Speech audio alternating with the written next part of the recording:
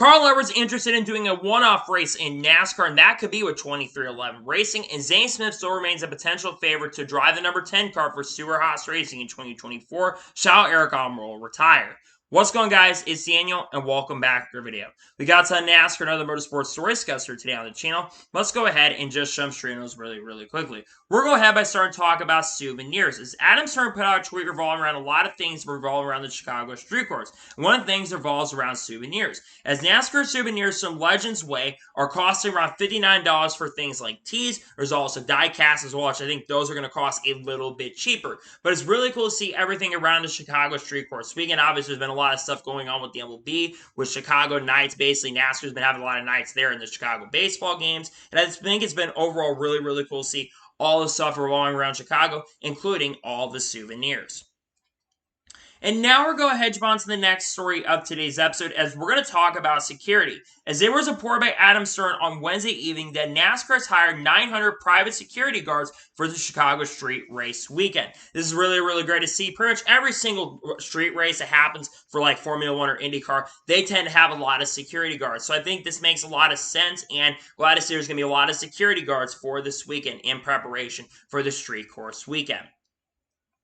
And now we're going to hedge on to the next story of today's episode, as we are talking about the Chicago street course once again, as we're talking about the trophy. The trophy, of course, has been officially revealed, that got revealed on Wednesday, and I have to say, I do like this trophy overall. I like the colors of it. I think it looks really solid. It does look very similar to a lot of other trophies that NASCAR currently has at the moment, but overall, I do like it, and I think it is overall a very solid trophy, in my honest opinion.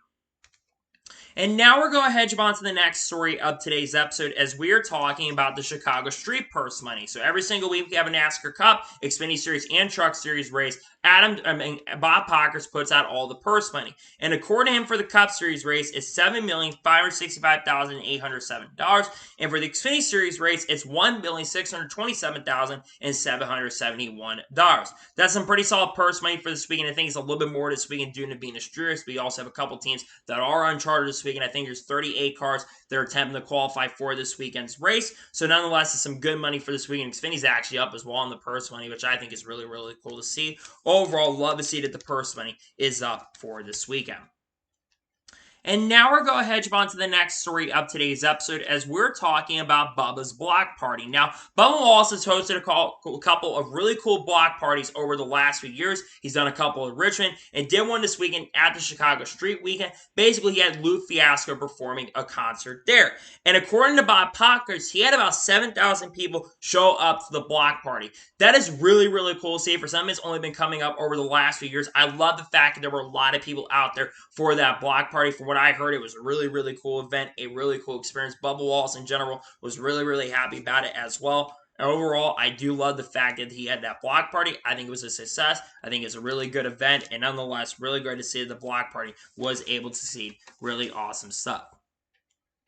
And now we're going to hedge on to the next story of today's episode, as we are talking about Kaden Honeycutt. As it was announced on Wednesday that Kaden Honeycutt has signed with Motorsports Management International. Well, Motorsports Management International is a management company. I'm not sure who runs this company, but basically it's a management company that helps trying to get drivers growth and sponsorship and potential rides. This is really good for Kaden Honeycutt's future, because obviously Kaden Honeycutt does not run full-time currently in NASCAR's top 33 divisions in the moment.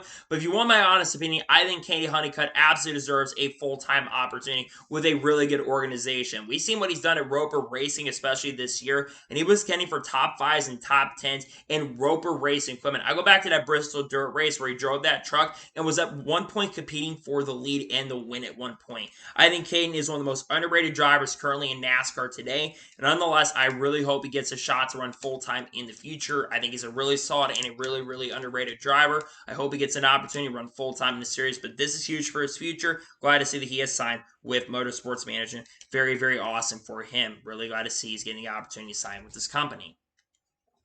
And now we're going to jump on to the next story of today's episode as we are talking about Lane Riggs. Now, there was a Cars Tour race that took place at Caraway Speedway, and Lane Riggs had drove the 62 Kevin Harvick Incorporated car, with Rodney Childers being the crew chief.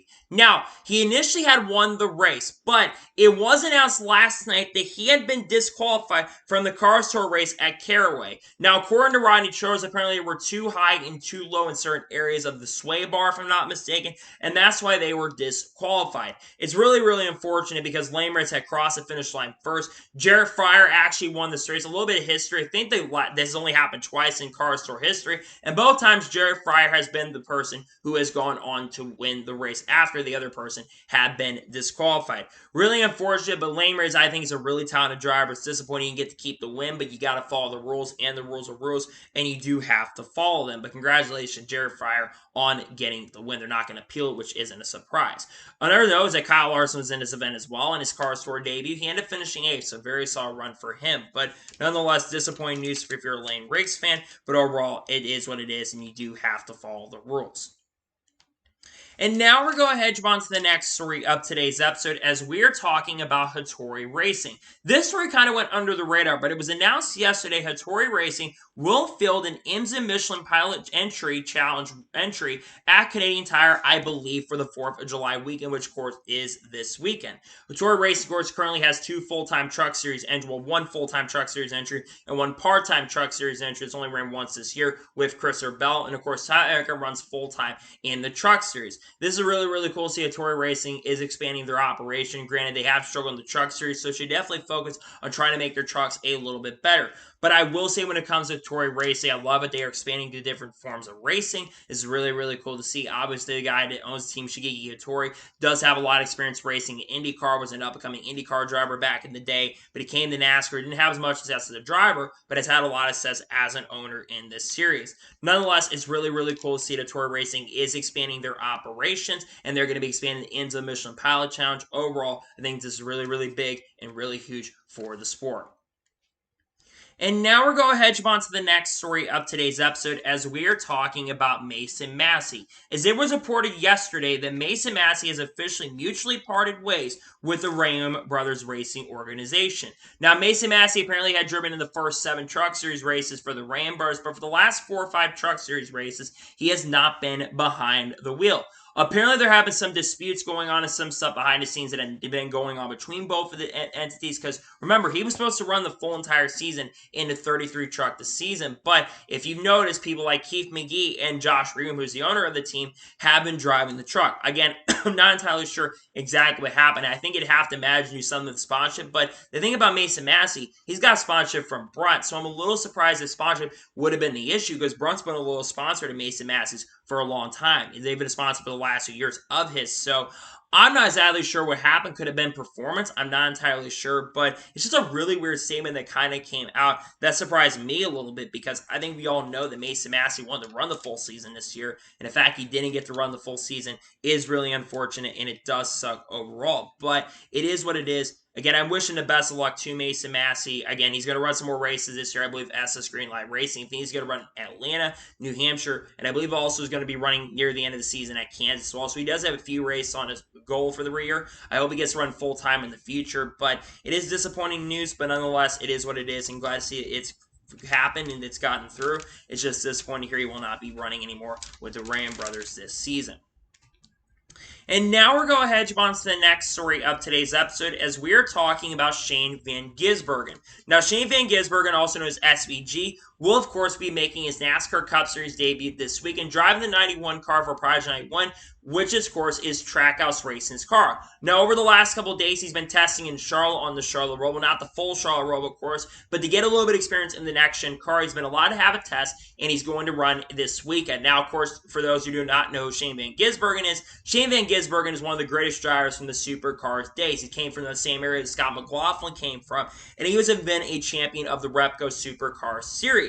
Now, Shane Van Gisbergen recently has shown interest and is actually interested in potentially going full-time in NASCAR in the future. And he says that he's hoping to maybe run some oval races in the future as well. Now, Shane Van Gisbergen also seems like he's going down the same route that Marcus Ambrose ran down. Remember, Marcus Ambrose was a champion of the Repco Supercar Series in the V8 days, and he was very, very good in that series and won some championships in supercars and came to NASCAR and had some pretty decent success and was not a bad driver overall. When I think of drivers who have a lot of talent and deserve an opportunity to come over to the U.S. and run, I think Shane Van Gisbergen is a driver that will be really good for the sport. He's also interested in IndyCar, which is very interesting, but I would imagine as Shane, if he comes over to race the United States, I think it's going to be full-time in NASCAR. And I think Shane Van Gisbergen could honestly, surprisingly win this weekend. I know it's crazy to say because he's never ran a next-gen car in action, even though he's tested a car now. But I do believe that Shane Van Gisbergen does have a lot of talent, and I think he would do a very, very good job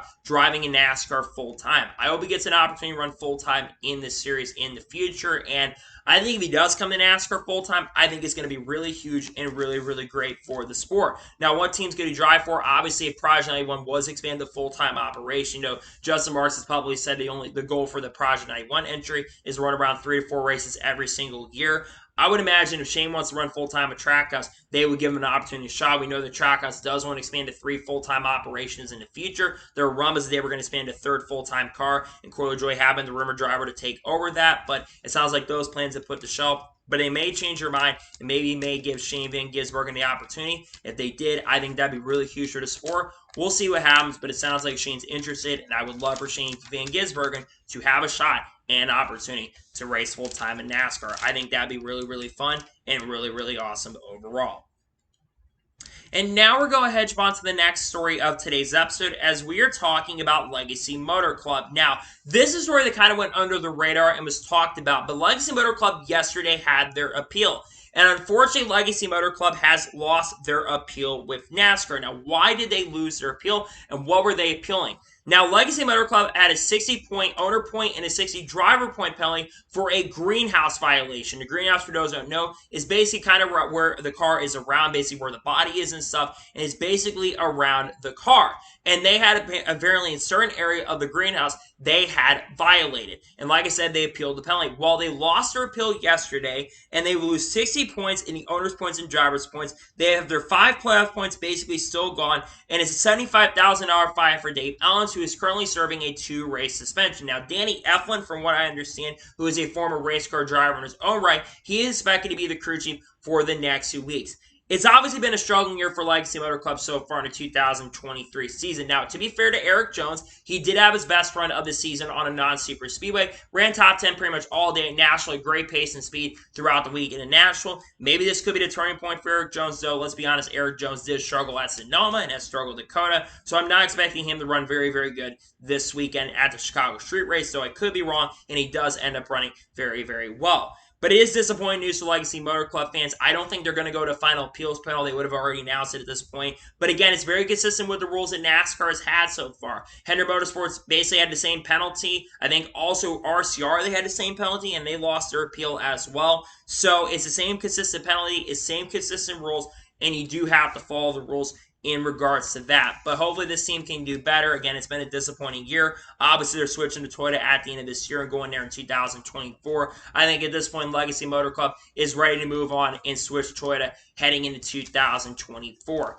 It's disappointing news overall, but again, you got to follow the rules, and it's in the rule book. You cannot mess with these next-gen parts. NASCAR said do not mess with a single source of parts. If you mess with that greenhouse, you mess with the panels, anything like that, and you alter rate the car, you're going to get in trouble, and you're going to get a penalty. So overall, it's consistent. It's disappointing news, but it's consistent with NASCAR's ruling, and it's absolutely the right call that they basically lost the appeal, and it's consistent with NASCAR's ruling. Glad to see NASCAR upholds their penalty rules, and they keep it very, very consistent. And now we're going to hedge on to the next story of today's episode as we are talking about Frankie Mina. Now, Frankie Mina has made his return to racing over the last couple of years, and this year has been racing full-time in ARCA, driving the number 30 car for Retta Jones Racing. I didn't know how Frankie Mina was going to do in ARCA. Well, Frankie Mina has been doing a very, very good job so far in ARCA this season. But Frankie Mina has eyesight on to the future. According to an article that came out from J-Ski and Forbes, Frankie Mina says he plans to move up to the Xfinity Series or the Truck Series in 2024. Now, like I said, coming into the season, I did not really have high expectations of Frankie Mina. I thought he was going to struggle. I know he had some open wheel experience back in the day in the mid to late 2000s, but kind of gave up on that to focus on TV. But like I said, over the last couple of years, he has come back to racing. And so far this year in 2023, Frankie Mina is actually one of the more impressive drivers. He's raced pretty clean, pretty respectfully, and he's only had one DNF so far this season. But before that DNF this past weekend at Elko, he had finished in the top 11 in every single race. Now, he hasn't had a top 5, but he currently sits second in the points in ARCA right now. Has had some pretty solid pace and solid speed at times. And he could have gotten a top 10 in the Daytona race as well. I have been very, very impressed with Frankie Mina. That I think it will be cool if he does go full-time in trucks or Xfinity next year. Now, I will say I think he will jump up to the Truck Series next year more than likely if he makes a move. There could be some teams that are available going into next year. The big question is, where could Frankie Mina's race? Maybe Retta Jones Racing decides to make the decision to jump up to the Truck Series next year. They actually used to have a former Truck Series team. They used to have a team back in the day with the 30 truck team. So maybe they could have an opportunity to jump up there. The 30 truck won't be available, though, because On Point Motorsports is still in the Truck Series currently at the moment. But what about other teams that could be available? Maybe ThorSport Racing becomes available in the Ford camp. There could be some movement happening there at the end of the season. We don't know how much longer Matt Crafton he's going to race. What about other teams in the Ford camp or the Chevy camp? What about Xfinity? There could be a lot of Xfinity rides available, but I think Frankie Mina, he deserves a shot and opportunity to race in the Xfinity Series and Truck Series. He does say that he's working toward funding. They still need funding to get through the rest of the 2023 ARCA season, which is a little disappointing because I think Frankie's got really good sponsorship, and he's got funding with him for Air Club, and his people he's working with are doing a really, really good job working with him. And again, I think he's been doing a really, really good job, and he knows what he's doing. That's the main thing for me, is was he going to be able to know what he's doing? And I think he's done a really good job describing everything. He knows what he's doing behind the wheel, and overall, I think he's done a really, really good job. So I hope he gets a shot and hope he gets an opportunity to potentially move up next year to ARCA, to the Truck Series or Xfinity Series. I think he'd do a really, really solid job. Hopefully he gets a shot and an opportunity to race in the Truck Series or the Xfinity Series next season. And now we're going to go ahead and jump on to the next story of today's episode as we're talking about Hailie Deegan. Now, there's been a lot of conversation about Hailie Deegan and her future past 2023, but there's also been a lot of talk about her struggles so far with ThorSport Racing and her struggles throughout her Truck Series career. So a lot of people have talked about this because of her struggles in the truck race in Nashville, where she crashed in a lap 3, made a major mistake, and corrected into Lost Allen, and basically wrecked herself out, though she did continue to finish 6 or 7 laps out in the truck race, but she did end up finishing, I believe, around the top 30. Lost Allen called her out after the race, and a lot of people started calling her a bust. And again, this has been a big conversation for going into this season, is she's in a better truck this year. There's no doubt about that. She's got a better truck this year, and she is expected to run really, really good. And a lot of people thought she was going to run great with ThorSport Racing. However, so far this season, Hailie Deegan has struggled, and she's having statistically the worst season of anybody at ThorSport Racing since Shelby Howard's season in 2008. If I'm not mistaken, I think Shelby Howard does have a better average finish than her in his season with ThorSport. Now, it is no secret that Hailie Deegan has struggled. However, I think there needs to be something known. I would not call Hailie Deegan a bust just yet. A few weeks ago, we were all kind of, I didn't see a lot of defense for her, but a lot of people were not defending her with the Nick Sanchez crash. Nick Sanchez wrecked her. She was kind of for top 10 there, and she's had pace and speed at times, and I've seen improvement from her time this year compared to last year. However, she is behind a lot of her teammates and has struggled in areas. But I've been saying this for a while. Some drivers are not cut out to run in the Truck Series and would do better in the NASCAR Xfinity Series. You want a perfect example? Look at Harrison Burton. Harrison Burton was terrible with KBM. Cobblestone, he was bad. I know KBM had a little bit of a down year in 2019, but he struggled that year and missed the playoffs. The next year he goes up to the NASCAR Xfinity Series, wins 4 races in the 20 car. I think drivers have better styles than others. Jimmy Johnson never ran a truck race and went on to win 7 Cup Series championships. And Ty Gibbs and I believe Sammy Smith, they basically skipped the Truck Series completely and went to Xfinity, and both of them won races. And also Kevin Harvick didn't run a lot of truck races, go to Xfinity, and runs very good. I'm not saying Hailie Deegan's going to do what they're doing, but I certainly go back to that Xfinity Series start that she had, and she did very good there in her debut. And that's one thing I question about Ford. Why did Ford not put her in select Xfinity Series starts? They made her go and do some SRX races this year, and I remember back watching her in the IMSA GT class. She did pretty good in those Michelin Pro races, Pilot Challenge races. She was getting for a win, and she was leading laps. Herself, she was leading laps. So it's not like Hailie Deegan's not a talented driver, because she certainly has raw talent, because she can drive a race car. It's just the fact that Hailie Deegan has struggled, and it's no secret that she has struggled this season. And it's fair to say and criticize her for it. But I don't like people calling her a bust. I don't think she personally is a bust to me. I think she does have talent. She is underwhelming, I'll give you that. But she's not an untalented driver. She just needs to go, I think, up to the Xfinity Series and do better. Give her some Xfinity Series starts. RSS Racing, they've had 4 cars at times. See what she can do in the 28 car for RSS Racing. I like to see her getting an opportunity in that car. We've seen Eric Roll driving that car, and we've seen Zane Smith driving that car. Have SHR working with her, because I think that she does have a future past this year. I think she will be in Xfinity next year more than likely, unless they do keep her trucks, which I think Ford are looking to evaluate her and see what they're going to do with her past this season. But I don't like people calling her a bust at this point. I know she's 20. Remember, she's only 21 years old. She'll be 22 next month. But let's not call her a bust just yet. Let's just wait a little bit. But I do want to see her perform a little bit better. Hopefully she can do a little bit better and get some better performances going into the future. And now we're going ahead and jump on to the first of 2 major stories in today's episode, as we are talking about Zane Smith. Now, there's been a lot of questions revolving around the 10 car for Stewart-Haas Racing heading into 2024. Because right now, at this particular moment, we're not sure if Eric Almirola is going to return in 2024 or if he's going to retire at the end of the season. Now, remember, Eric Almirola was supposed to retire at the end of 2022, but around this point in 2022, he started having conversations about potentially returning. So far, though, in 2023, he has not had those conversations about returning for 2024. Now, obviously, Smithfield is very, very loyal to Eric Almirola, as they've been a sponsor of Eric Almirola's since 2012 season. That is a major reason why Eric Almirola got the shot to go full-time with Stewart-Haas Racing heading into 2018 after Danica Patrick retired from full-time racing in 2017. So Eric Almirola, I think, could retire or could basically come back next year. But if Eric Almirola does retire at the end of the year, who are the main candidates to take over the 10 car? Well, one of the main candidates right now is Zane Smith. Now, Zane Smith and Michael McDowell are the 2 front runners right now for the 10 car heading into 2024. And I look at Zane Smith going into next year. Zane Smith, I think, is very likely going to be in the Cup Series. But one thing you note about Zane Smith does have a multi-year contract with Front Row Motorsports. Now, some people have mentioned he has a contract with them through 2026. For what I understand, he has a contract with Ford through 2026 and not Front Row. But he does have a multi-year contract right now with Front Row Motorsports. So Stewart-Haas Racing would have to buy the contract out from Front Row Motorsports if they were to get Zane Smith. But I think Zane Smith would do very, very good in that number 10 car next year. Maybe do a little better than Eric Almirola, though I will say Eric Almirola is not the problem at Stewart-Haas Racing, like some people like to mention. He's not the problem at SHR. It's more of an issue with Stewart-Haas Racing than anything else as a team. Look at Ryan Preece this year. He has struggled.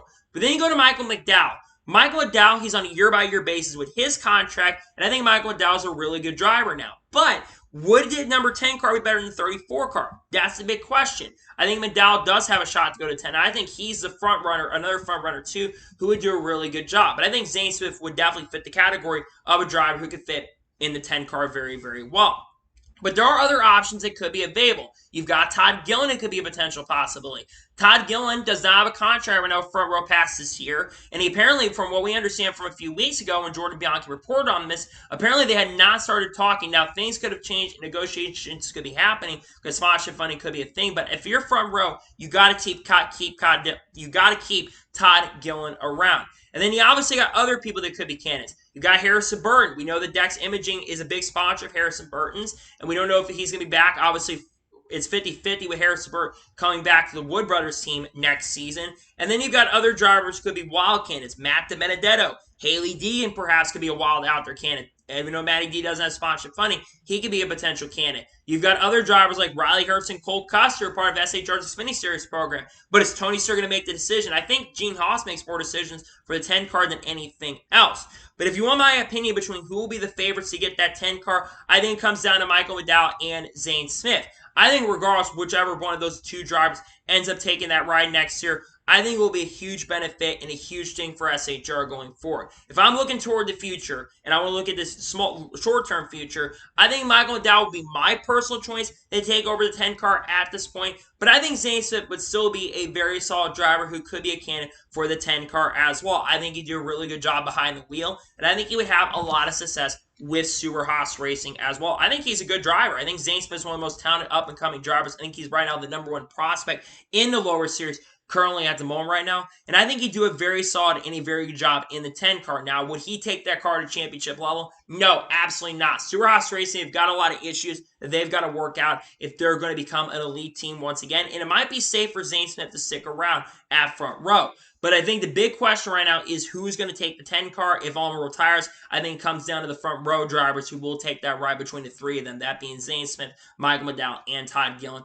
currently at the moment. It's going to be very interesting to see who does take the ride next year, but I think it's going to come down to Zane Smith, McDowell, and Gillen on who will get the ride heading into 2024.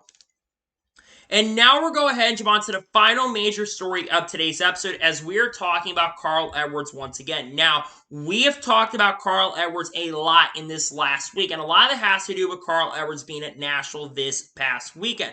Now, Carl Edwards did speak to the media, and he says he is interested in potentially doing a one-off race in NASCAR, but he kind of had to play both sides, kind of saying, I'm not doing it yet at this particular moment, but if it does come up and there's an opportunity for me to make a return to NASCAR, I would definitely be interested. But he also has been paying attention to NASCAR as well. He talked about the hits and basically how the NASCAR car hits a lot more and the drivers take a little bit more blunt of the hit, which is one of the reasons why Carl Edwards did retire at the end of 2016. What's very interesting to know is that Carl Edwards has been around the racetrack a lot more, especially in the last year. And that's where Denny Hamlin comes into play. Now, Denny Hamlin has a podcast called Actions Detrimental, and he was talking about Carl Edwards on his podcast. And apparently, according to him, 2311 Racing has shown interest in potentially have Carl Edwards drive for the team.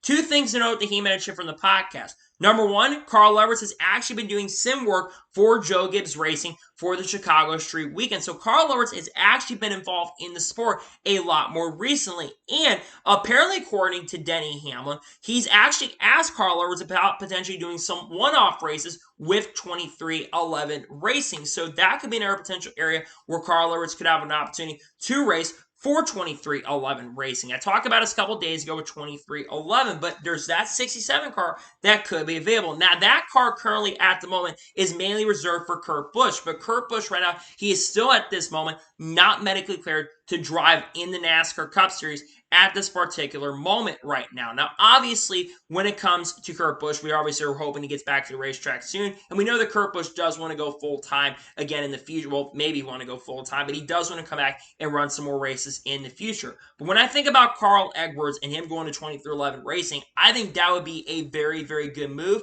and he would do probably a really good job at 2311 Racing, even if it's a one-off. And even if Carl Edwards was not to return to NASCAR, it's been great to see him back in the sport a lot more frequently because a lot of us fans have missed Carl Edwards being in the sport, and they do want Carl Edwards to make a return to NASCAR. And I do think there is a chance he could return. I'm telling you, he's getting that itch once again because I think Dale Jr. said this on his podcast. The closer he gets to the racetrack, the more the itch he's going to get back. Because Carl Edwards, we know he's been in the media recently. We know he's been exploring the Trackhouse shops as well. That's another team that could be a potential possibility as well if he doesn't go to 2311. Trackhouse Racing, another team I could see him drive forward the Project 91 car, though we know that car likely will not run too many more races going forward. However, when I do talk about this one, especially when it comes to Carl, everyone says that he isn't going to come back. And I think there is a very good chance and a very strong possibility that Carl Edwards is actually going to make a return to the NASCAR Cup Series. I think a lot of us fans, including myself, because I grew up as a Carl Edwards fan, and I think a lot of us fans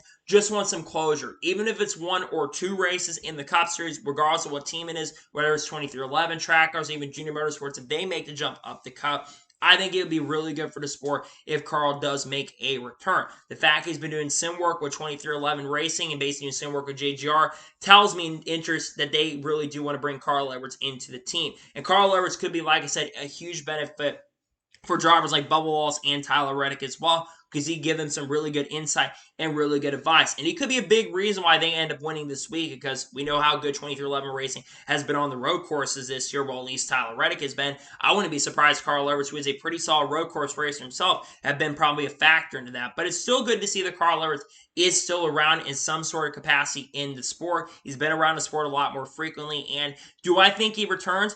I would have said about a year ago, probably not. I didn't think Carl Edwards would probably ever return. But the fact now that he's been around the sport a lot more frequently, I think he's going to return. Now, if he does return, when will he return? Well, I think it won't be 2023. I think it's a little bit too late in the year for him to come back, but I think 2024 on a one-off could be a potential possibility for Carl. I think Carl Edwards would definitely benefit from coming back on a one-off. I think he would do overall a very, very solid job, and I think he would still be, yes, he says he feels like he'd be out for lunch, but the fact that he's doing sim work tells me that he's still keeping up. And remember, Carl Edwards is still kind of a relatively younger driver. I believe Carl Edwards is only 43 years old, and we've got drivers in the Cup Series that are basically younger than him that are retiring and stuff, and you know how many guys much older than him. But I think a lot of his fans just want Carl Edwards to come back to have some closure and finish his career. Just do one-off, Carl. Come back. Whether it's 2311 track us, just make a one-off return for us because we miss you, dude. Hopefully you do make a return in the future. I think he will come back in some sort of capacity in the future. I think he will come back. Because he's been doing TV stuff. And hey, if he doesn't come back and do racing, but come back and do some TV commentary with NBC or Fox. He did a really good job in the Fox commentary and brought a lot of insight, a lot of information, brought the energy, and did a very good job there. So if he doesn't come back and do driving, I could think TV could be a really good gig for him. Nonetheless, it's good to see that Carl Edwards is interested, and 2311 is also interested in Carl Edwards as well. So, that is going to be today's NASCAR news and motorsports news video. I want to thank you guys for watching. Please like, subscribe to the channel, notifications on so if I win a video, does go live on my channel. Follow me on Twitter, Facebook, and Instagram, and support me on Patreon as well. Let's go below with that and comment below your thoughts on today's episode. Do you think Carl Edwards is going to return or not? Let me know your thoughts in the comments below. Who do you think drives the 10 car for Stewart-Haas Racing if Eric Almirola retires? Let me know your thoughts in the comments below.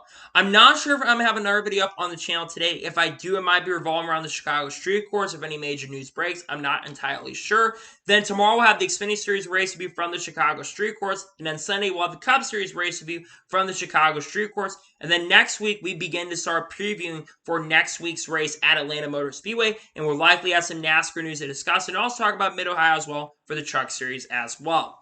So anyways, like I said, I want to thank you guys for watching today's episode, and I'll see you guys next time for some more great, awesome NASCAR content and other motorsports content on the channel like this. Take care, everybody.